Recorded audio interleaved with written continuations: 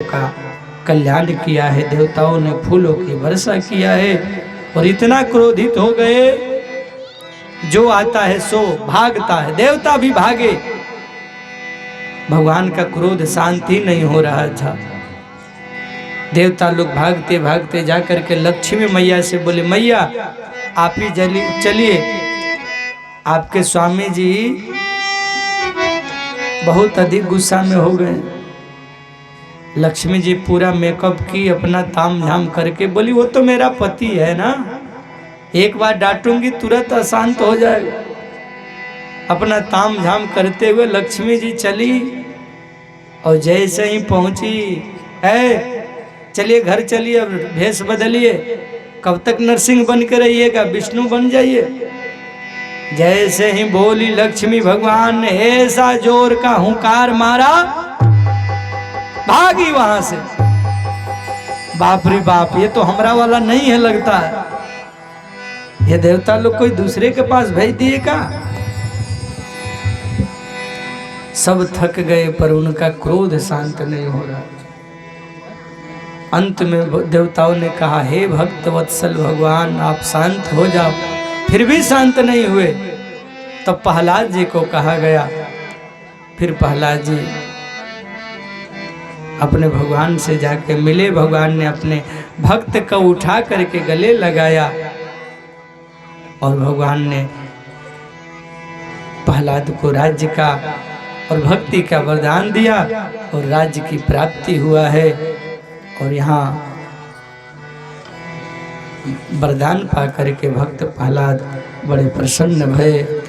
बोलिए गौरी शंकर भगवान की जय हो। आगे कथा, नंदीश्वर द्वारा शुक्राचार्य का अपहरण और शिव द्वारा उनका निकल जाना। 100 वर्ष के बाद शुक्र का शिवलिंग के रास्ते से बाहर निकलना और शिवलिंग उनका शुक्र नाम रखा जाना। शुक्र द्वारा जपे गए महामृत्युंजय मंत्र और शिवाष्टोत्तर सतनाम स्तोत्रम का वर्णन है। शिव द्वारा अंधक को वर प्रदान की कथा सूत जी महाराज ने शौनक आदि ऋषियों को सुनाया है।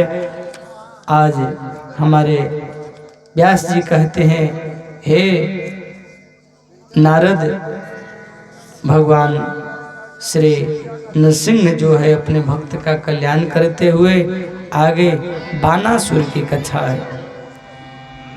बड़ी अद्भुत कथा है बानासुर का। भगवान शंकर का परम भक्त है बानासुर।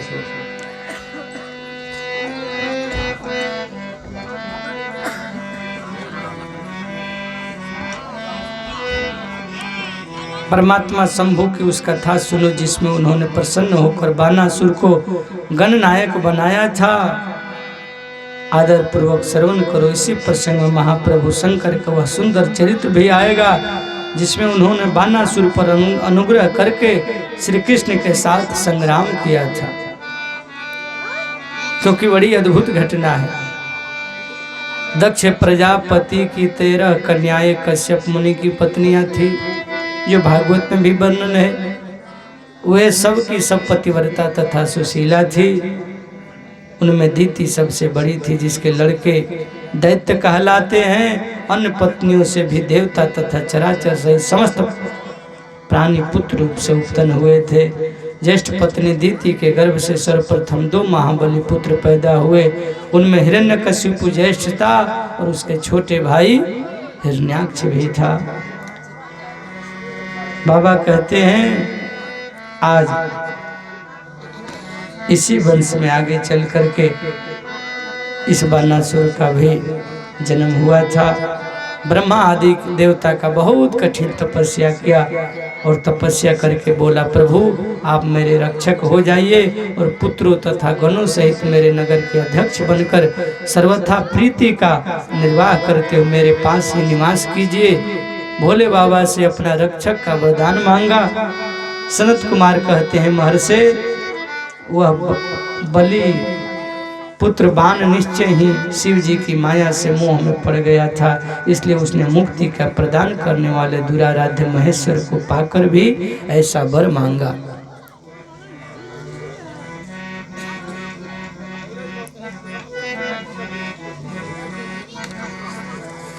इस हिरण्यकशिपु के परिवार में कई कई राजा हुए जो भगवान के भक्त भी हुए और युद्ध भी किए।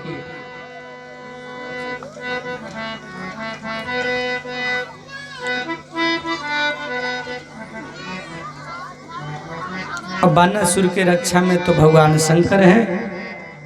इधर कन्हैया का जब धरती पर अवतार हुआ था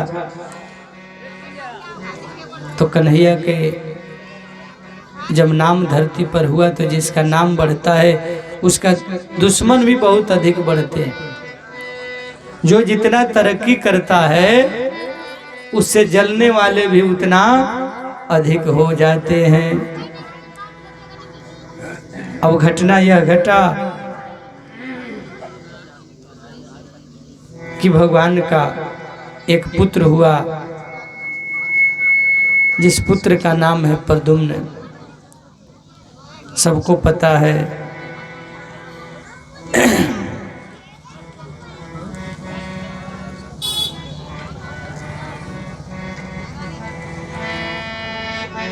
भगवान के दुश्मनों ने उस पुत्र को चुरा लिया, चुरा के ले जाकर के समुद्र में फेंक दिया। समुद्र में मछली ने निगला, मछली को एक मछुआरा ने पाया, मछुआरा ने ला करके राजा को दिया वह पुत्र को, उसको पाला पोसा गया। और जब सुंदर सुशील राजकुमार बना तो उसी घर में रहती है उसकी बिटिया जिसका नाम है चित्रलेखा।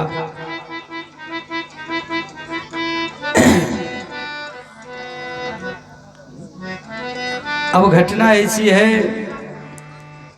चित्रलेखा सखी है उषा की। सपना में जिसको देखती है उसका चित्र बना देती है, इतना चमत्कार है।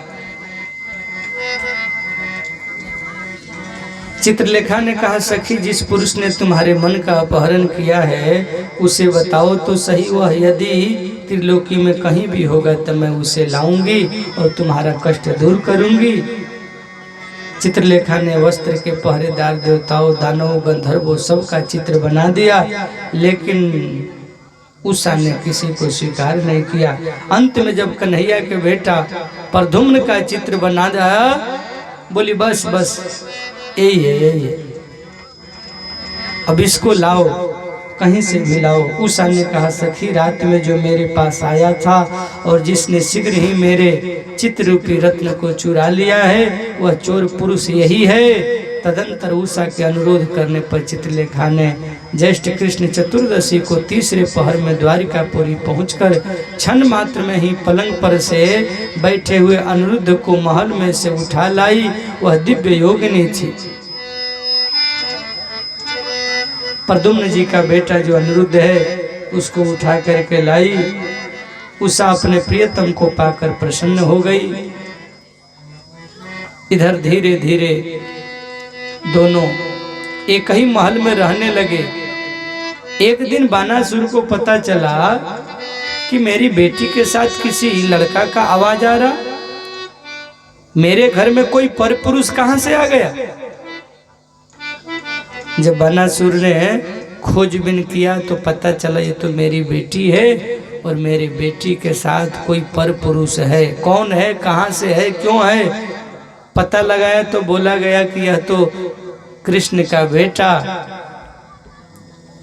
प्रद्युम्न का बेटा अनिरुद्ध जी हैं। अब तो महाराज मारने के लिए उद्धत हो गया, लेकिन अनिरुद्ध वीर थे।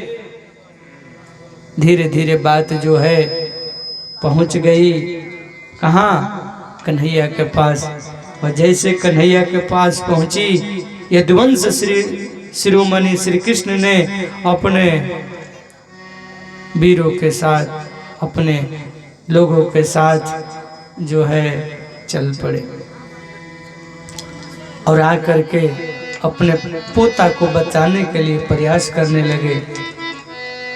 अब यहाँ रखवाली करते हैं भगवान शंकर। तो एक तरफ है वैष्णव और एक तरफ है शिव, और दोनों का अब तो भाई अपना चेला का रक्षा तो करना ही पड़ेगा।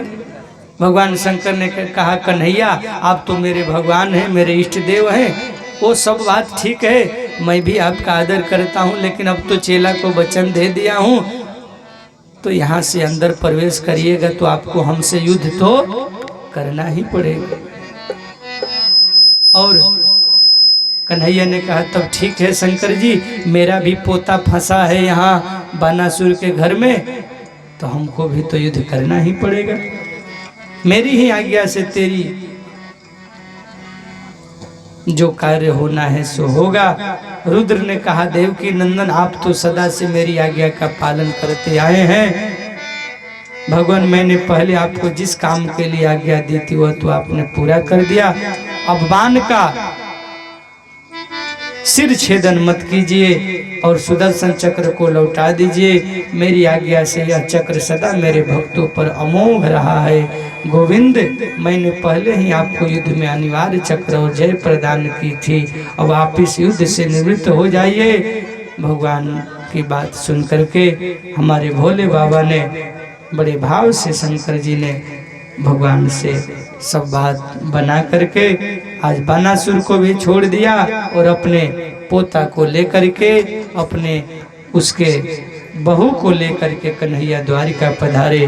बोलिए कृष्ण कन्हैया लाल की, गौरी शंकर भगवान की।